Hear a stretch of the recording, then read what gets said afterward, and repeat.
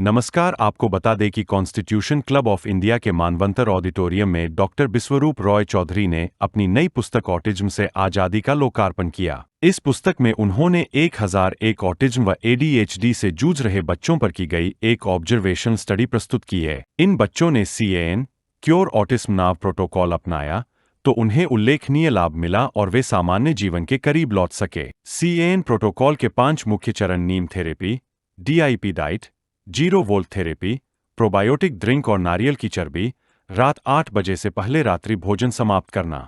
Study में शामिल 10 बच्चे अपने माता-पिता के साथ कार्यक्रम में मौजूद रहे। मंच से उन्होंने बताया कि किस तरह इस प्रोटोकॉल ने उनके जीवन में बदलाव लाया। इस अवसर पर डॉक्टर BRC ने कहा कि मेडिकल साइंस के इतिहास में पहली बार किसी प्रोटोकॉल ने ऑटिज्म के उपचार की ठोस संभावना दिखाई है। उन्होंने यह प्रस्ताव भी रखा कि स्टडी से जुड़े सभी 1001 मरीजों का पूरा मेडिकल डेटा किसी भी इच्छुक मेडिकल काउंसिल या प्रोफेशनल एसोसिएशन के साथ साझा किया जा सकता है, ताकि CAN प्रोटोकॉल को ऑटिज्म ADHD के संभावित इलाज के रूप में वैज्ञानिक मान्यता मिल सके। में अगर कोई महामारी है बच्चों में, वो है ऑटिज्म एंड ADHD। ऑटिज्म का मतलब है ऐसे बच्चे जो दूसरे अपने पेरेंट्स पे जीवन भर निर्भर रहने वाले हैं, अपने आप से कोई भी काम नहीं कर सकते, चाहे कपड़े पहनना हो, ब्रश करना हो, बोलना हो, मांगना हो, कुछ बताना हो। और ADHD मतलब एब्सोल्युटली हाइपर एक्टिव, जैसे एक जगह खड़े नहीं हो सकते, कोई बात सुनना नहीं। हमारे देश में हर 10 में से एक बच्चा ADHD का पेशेंट है, हर 100 में से एक बच्चा ऑटिज्म का पेशेंट है। जबकि जब मैं पैदा हुआ था, अगर उस वक्त की बात करूँ तो उस वक्त ये था ही नहीं।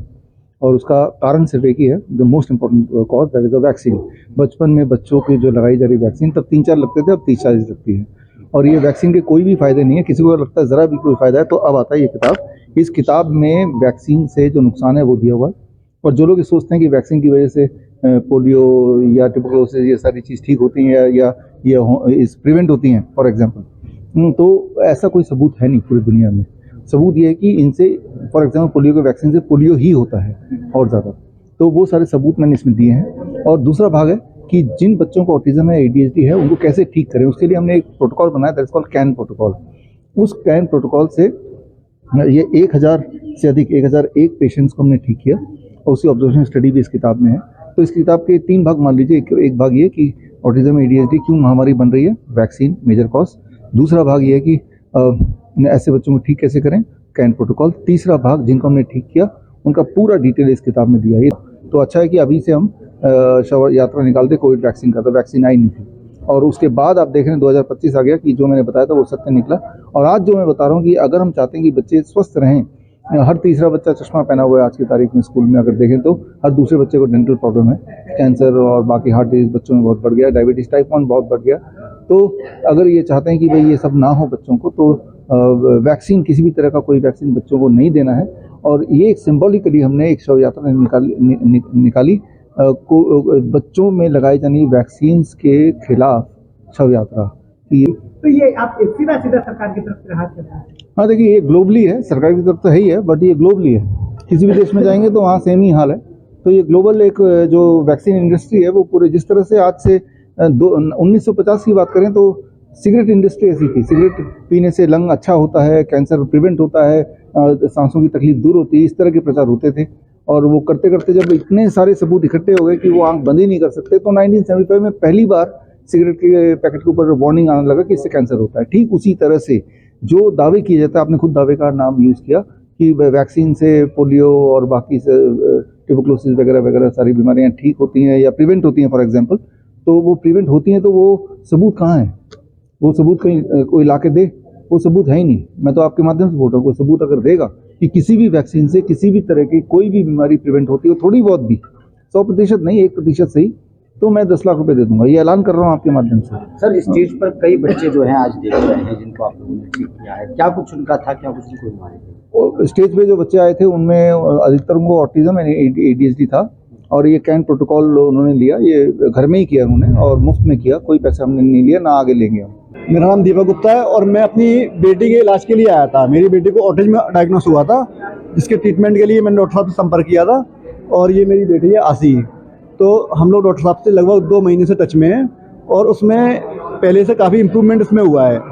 तो आज जैसा कि मीटिंग थी तो मुझे सोचा कि वो डॉक्टर साहब से मिल के आते हैं। एलोपैथी से आप जितना दूर रहेंगे उतना स्वस्थ रहेंगे। दीपक जी, बेटी को क्या प्रॉब्लम आई? क्या बेटी को ऑटिज्म में क्या होता है, बच्चा फिजिकली तो बड़ा होता है बट ब्रेन जो है बच्चे में समझदारी नॉर्मल बच्चों की तरह नहीं होती है। ये मेरा छोटा बेटा है, सब कुछ जानता समझता, हर चीज़ नॉर्मल है। और ये मेरी बेटी है, तो ये 10-11 साल की हो गई है, ये भी 6-7 साल का है। दोनों के ब्रेन में बहुत अंतर है। इसको सब पता है, क्या इसको सब कुछ पता है, और इसको अब इम्प्रूवमेंट 2 महीने में काफ़ी कुछ समझने लगी है, जानने लगी है, बोलने लगी है। अच्छा, कब आपको पता लगा कि आपकी बेटी को कोई परेशानी है या बीमारी है? जब ये 2 या 2.5 साल की थी तब ऐसा कुछ मालूम पड़ा कि इसको डायग्नोस हुआ कि इसको ऑटिज्म है। उसके बाद हम लोग इंडिया में हर जगह, डॉक्टर वीना काल्ला दिल्ली में बेस्ट डॉक्टर हैं, सभी जगह दिखाया, लेकिन कोई रिजल्ट नहीं मिला। 7-8 साल तक सारे प्रयास करते रहे। पिछले 2-3 महीने पहले ऑनलाइन के माध्यम से डॉक्टर BRC से मिले, तो उनकी चीज़ों को देखा, समझा, और यकीन बिल्कुल नहीं हुआ। लेकिन हमने कहा जब सब कुछ कर लिया, करके देखते हैं। तो 2-3 महीने में काफ़ी ज़्यादा अंतर लगा। अब ये शांति से यहाँ खड़ी हुई है, ये पॉसिबल नहीं था। तो चीज़ों में स्थिरता आई है, तो प्रयास कर रहे हैं कि बच्चा धीमे धीमे परफेक्ट हो जाए। क्या उम्मीद है पूरी के डॉक्टर BRC के इलाज कंप्लीट हो जाएगा? 11 साल का बच्चा हो गया है, 11 साल में हमने कुछ नहीं कर पाया और 2 महीने में हमने काफ़ी कुछ कर लिया। तो हमें लगता है अगर हम 1-2 साल तक प्रॉपर ट्रीटमेंट चलाएंगे तो बच्चा 100% ओके हो जाएगा। मेरा नाम दीप्ति है, मैं दिल्ली से हूँ। आप अपने बच्चे को क्या प्रॉब्लम है? मेरे बेटे को है डाउन सिंड्रोम। तो मेडिकल में तो उसका कोई इलाज नहीं है, वो इसको बोलते हैं जेनेटिक डिसऑर्डर। तो मुझे पहले जब डायग्नोस किया तो उन्हें गंगा आराम जाने को बोला। तो वहाँ पे न्यूरो के डॉक्टर हैं, डॉक्टर IC वर्मा, तो हम वहाँ पे गए। उन्होंने कंफर्म किया हाँ इसको जेनेटिक डिसऑर्डर है डाउन सिंड्रोम, कि अब आपका बच्चा हमेशा डिपेंड रहेगा, चलना वलना ये सब चीज़ दूसरे पर डिपेंड ही रहेगा। लेकिन ऐसा नहीं है, उन्होंने पूरा होपलेस कर दिया था। बच्चा इंडिपेंडेंट है, अपना सब काम करता है। तो जब आप डॉक्टर BRC के क्लिनिक में मिले तो आपको लगा था कि जो डॉक्टर BRC के जो चीज़ बताया जा रहा है वो फायदेमंद होगा? एक्चुअली मैंने अपने बच्चे के लिए किया था, कैन प्रोटोकॉल किया था, बट मुझे लगा कि मैं उसके लिए तो करना है, इसके लिए भी कर लेती हूँ। तो इसके लिए किया तो मुझे लगा हाँ बेनिफिट तो है। जैसे कि इम्यूनिटी स्ट्रांग हो गई पहले के बहुत ही जल्दी बीमार होना, रनिंग नोज रहना, लेकिन अब वो सब इसका इम्प्रूव है। कितना हैप्पी है आप इलाज करके डॉक्टर BRC को? हैप्पी मैं हूँ, बट अभी की जर्नी स्टार्ट है, ये नहीं कि कंप्लीट नहीं हुआ है मेरा ये। अभी मेरे को 2 मंथ्स हो गए इसको करते हैं फॉलो। इम्प्रूवमेंट है, जब इतना इम्प्रूव हुआ है तो आगे और भी इम्प्रूव होगा। दवाइयों से दवाइयों से छुटकारा मिल गया एक तरीके से। दवाइयाँ क्या, वो ना पूरा एक कह सकते हैं सर्किल होता है पूरा। न्यूरोलॉजिस्ट बोलते हैं कि आप थेरेपी करवाओ, OT करवाओ, स्पीच थेरेपी करवाओ, बिहेवियर थेरेपी करवाओ, सब चीज़ें मैंने करवाई। 4-5 साल से ज़्यादा मैंने करवाई, लेकिन इतना बेनिफिट नहीं था कि इतना मेरा पैसा जा रहा, टाइम वेस्ट हो रहा, बच्चों के ईयर्स ख़राब हो रहे, लेकिन वो रिजल्ट नहीं लगा। अभी 2 मंथ्स में मुझे लगता है कि हाँ उससे बेटर रिजल्ट है। जब 2 महीने में अच्छा रिजल्ट लग रहा है तो लग रहा है ना, 4 साल तो टाइम बर्बाद ही हुआ ना। तो मुझे तो यही बेनिफिशियल लग रहा है कि हाँ कि ये बेनिफिशियल है, सबको यही करना चाहिए। होप तो है एटलीस्ट। पहले तो मुझे होप भी नहीं था कि कुछ इम्प्रूवमेंट हो भी सकता है किसी और ट्रीटमेंट से। मैं तो थैंक यू बोलूँगी सर को कि थैंक गॉड वो मेरी लाइफ में आए और मैंने उनके इतने सिंपल से प्रोटोकॉल फॉलो किए। कुछ मेडिसिन नहीं देनी, किसी थेरेपिस्ट के पास नहीं जाना है, मुझे कहीं चक्कर नहीं लगाना, किसी का मुझे घंटों वेट नहीं करना है, और सब कुछ मुझे घर में ही करना है। जी, मैं नेचुरोपैथ रवि कुमार, मैं निवासी ऐसे बिहार का रहने वाला हूँ, नवादा डिस्ट्रिक्ट का, लेकिन एट प्रेजेंट मेरा झारखंड हजारीबाग में मेरा क्लिनिक है, तो वहीं पर मैं प्रैक्टिस कर रहा हूँ। मैंने डॉक्टर BRC के साथ मिलकर वो काम को आरंभ किया है, तो वहाँ पर मैं एज ए प्रैक्टिस कर रहे हैं। आप कब से जुड़े डॉक्टर BRC से? मैं करीब पिछले 4 साल से जुड़ा हुआ हूँ, और उनके जितने भी कोर्सेस हैं वो मैंने साथ किया, और साथ में दूसरे कंट्रीज़ के जो नेचुरोपैथ है उनके भी मैं कोर्सेस अलग से करता हूँ, ताकि एक कॉम्बिनेशन में एक अच्छा रिजल्ट में, जितना जटिल से जटिल भी बीमारी हो, कितना भी कॉम्प्लेक्स हो, तो एक सॉल्यूशन के रूप में मैं उनको। आज का जो सेमिनार है ये उन पेरेंट्स के लिए रोशनी का किरण है, जहाँ पे एलोपैथी में ये कह दिया जाता है कि आपको जीवन भर इसके साथ जीना पड़ेगा। ये एक अपने आप में बहुत ही बड़ी सज़ा है। इस कोर्स को, जैसे ऑटिज़म का ये सर्टिफिकेशन है, जिसमें आप किस चीज़ को किस तरह से इस्तेमाल करके एक ऑटिज़म के बच्चे को, ADHD के बच्चे को आप ठीक कर सकते हैं पूर्ण रूप से। पेरेंट्स के लिए बहुत ही बड़ा बर्डन है कि उनको टाइमिंग पे ना खाना दे सकते हैं, ना स्कूल भेज सकते हैं, स्कूल की तरफ से भी रिस्ट्रिक्शन है। ना किसी एक्स्ट्रा करिकुलर एक्टिविटीज़ में भी नहीं जा सकते हैं वो।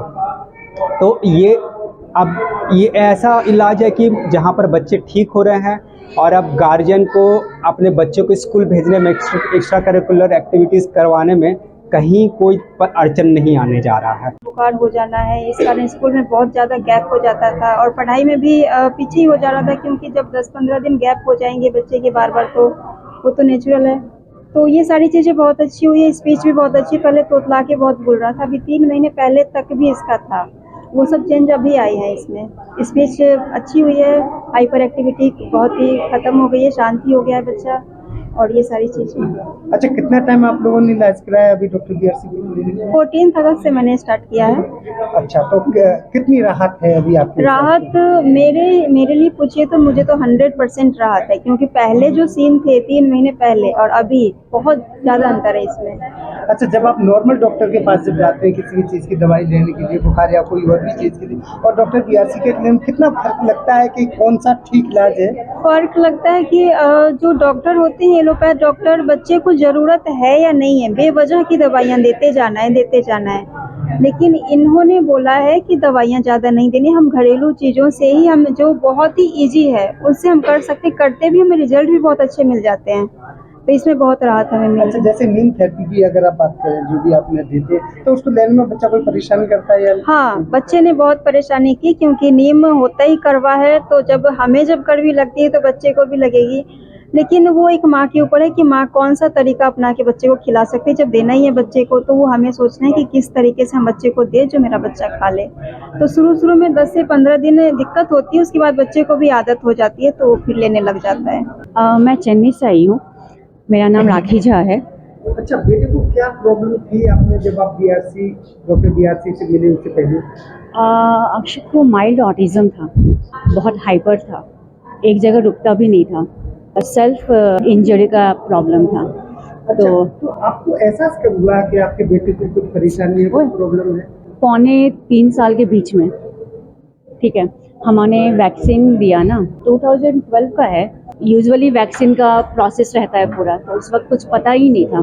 तो क्या हुआ था ना कि डॉक्टर के पास हम गए, तो MMR वैक्सीन था कुछ, तो उस वक्त हमने पूछा ना कि ये किस लिए दे रहे हो आप, तो उन्होंने ऐसा कुछ बताया नहीं, कुछ भी नहीं। फिर 1 हफ्ते के बाद क्या हुआ ना कि ये थोड़ा सा वियर्ड बिहेव करने लगे, मतलब नाम का रिस्पांस नहीं दे रहा था, आई कांटेक्ट नहीं कर रहा था, एक जगह बैठता ही रह जाता, फिर गाड़ी से लाइन बनाने लग गया टॉय से। तो वो देख के फिर लगा कि कुछ प्रॉब्लमेटिक है, कुछ ना कुछ हुआ है। तो फिर वापस से हम लोग डॉक्टर के पास गए, हमने उनको बोला कि भाई कुछ तो ये हो रहा है। बोला कि नहीं, वो सारे बच्चे का अलग अलग ग्रोथ लेवल होता है। बोला भाई बच्चा बोल रहा था, फिर अब नहीं बोल रहा है वो ना। उन्होंने बोला कि नहीं ऐसा कुछ होता नहीं है, वो 5 साल के बाद भी कुछ बच्चे बोलने लग जाते हैं, ऐसे होता है।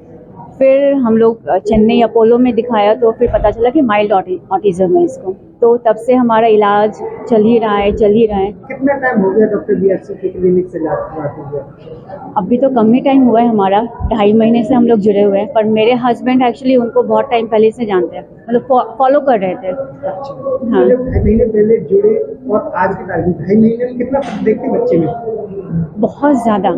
खड़ा है ना, खड़े भी नहीं रहेगा, उछलता रहता था, बहुत ज़्यादा ही एक्टिव था। मतलब इन लोगों में एक्चुअली में बहुत ज़्यादा एनर्जी होती है, तो वो एनर्जी कंज्यूम करने के लिए उछल कूद ये सब कुछ होता था। अभी वो सब चीज़ें नहीं है, अभी कम्युनिकेशन आया है, मतलब क्या चाहिए क्या नहीं चाहिए वो सब आया है। किस तरीके का इलाज कराते हैं डॉक्टर? किचन थेरेपी जो बोलते हैं ना, किचन थेरेपी है, कुछ भी नहीं है, मतलब बिना पैसे दिए जो इलाज होता जब है। आप गए डॉक्टर बीआरसी के क्लिनिक में, उन्होंने ये सब चीज बताया, आपको भरोसा था कि ये जो चीजें बता रहे हैं इससे कुछ हो पाएगी? नहीं, हम लोग क्लिनिक तो नहीं गए, ऑनलाइन ही हम लोग जुड़े थे, बट डॉक्टर नमिता मैम ने बोला कि करो, बट ऐसा कुछ लग नहीं रहा था कुछ होगा। नई नीम है, घर में ही तो प्रोबायोटिक ड्रिंक्स बनाने हैं, फिर कर दिया। और 1 हफ्ते के बाद में ना घर में मतलब इतने सारे ना आयुर्वेदिक दवाई था, वो सब मैंने डस्टबिन में फेंक दिया, जो भी था एक्चुअली में फेंक दिया। वो पूरे भरे भरे बॉटल रखे हुए थे, वो सब मैंने डस्टबिन में फेंक दिया उठा के, क्योंकि वो जो नीम का जो 2 बूंद वाला जो चल रहा था ना, उससे जो रिजल्ट मिला, फिर तो उसके ऊपर से भरोसा हो गया, भाई नहीं चाहिए मुझे। कुछ बहुत सारे थे, भर के रखे हुए थे, सारा फेंक दिया डस्टबिन में, मतलब पैसे का सोचा भी नहीं। आज आप सेटिस्फाई है डॉक्टर बीआरसी? बहुत ज़्यादा। मैं तो बोलूँगी भाई जिसको भी कुछ भी प्रॉब्लम हो, प्लीज़ आए, भरोसा, बस और कुछ भी नहीं।